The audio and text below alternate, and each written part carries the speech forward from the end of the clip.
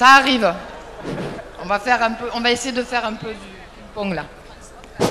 Oui, mes camarades, François Canu pour l'Union locale d'Aix-en-Provence. Je ne me mets pas debout, je suis déjà debout. Vous pas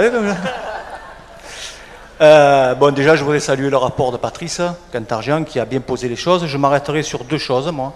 L'union locale et le fédéralisme. Bon, l'union locale, quand on parle d'union locale, on dit l'union locale, moi je dirais plutôt l'union locale des syndicats, du Pays d'Aix, etc. Oui, ça c'est la réalité. Or, pour l'instant, ce sont bien quelques militants qui portent les unions locales et non pas les syndicats de l'union locale. Je parle du Pays d'Aix. Laissez-moi finir, s'il vous plaît, vous êtes bien gentil. Merci. Certes, on peut mettre ça sur le compte des droits réduits par le CSE, mais cette situation existe bien avant la réforme Macron. Moi, je pose la question, c'est quoi qui coince? Beaucoup de camarades dans les syndicats, puisque j'en fais partie, moi aussi, des syndicats, et c'est une réalité, disent c'est compliqué, on a plein de travail. On a toujours une bonne raison pour ne pas investir dans les unions locales, mais connaissons-nous des syndicats où il n'y a rien à faire? Moi, je n'en connais pas. Du coup, comment certains mettent des moyens à disposition des unions locales et d'autres pas?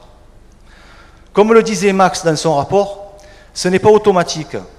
Le naturel est de s'occuper de son syndicat d'abord, alors comment faire pour qu'on arrive à travailler mieux dans nos organisations? On se pose la question alors que la CGT s'est créée exactement dans le but de travailler le tous ensemble. Le repli des organisations est mortifère face à l'attaque sans précédent que nous vivons dans le pays comme dans le département. Depuis hier, on ne cesse de dire qu'on est en deuxième organisation syndicale. Il y a des raisons. Ça a été dit, y compris par Manu et par d'autres avant moi. Et comme le syndicalisme, c'est l'art du rabâchage, je vais le redire. On oublie de dire pourquoi. Un des éléments de réponse est le fait que nos unions locales ne sont pas assez investies par les syndicats. Je prends un exemple. On s'était donné au congrès de l'Union locale du Pays d'Aix que chaque fois qu'il y avait un protocole, on irait devant la boîte. C'est un objectif qui est loin d'être atteint, mes camarades.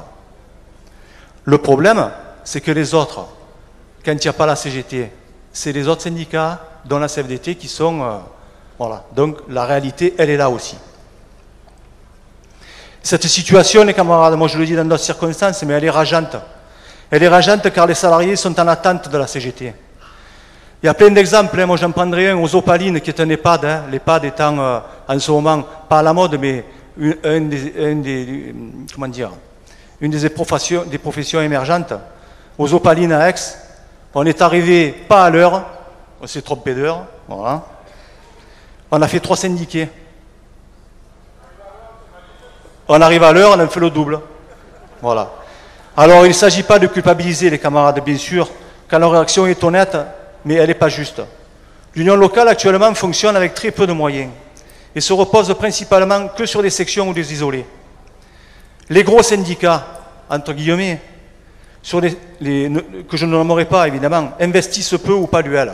Et c'est là que je vais faire le lien avec le fédéralisme, ce qu'évoquait Patrice.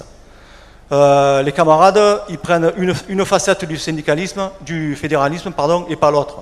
C'est-à-dire qu'ils ont la pleine autonomie, mais pour travailler ensemble, qui est l'autre facette, c'est ça le problème. Et c'est là où ça pêche. Et je pense que, comme le disait Patrice, il faut qu'on passe un palier et qu'on arrête de parler de constat. Je pense que dans ce congrès, il faut qu'on prenne des décisions pour après, pour qu'on dise quand même comment on fait pour se mettre tous en paquet par rapport à ce qui nous arrive. L'UL, ce n'est pas la seule problématique, mais ça en fait partie. Alors, aussi, comme le congrès est le lieu où on se dit les choses, en toute fraternité, je me félicite que des, entre guillemets, gros syndicats qui sont intervenus à la tribune parlent des unions locales. Je pense qu'après le congrès, on saura mieux.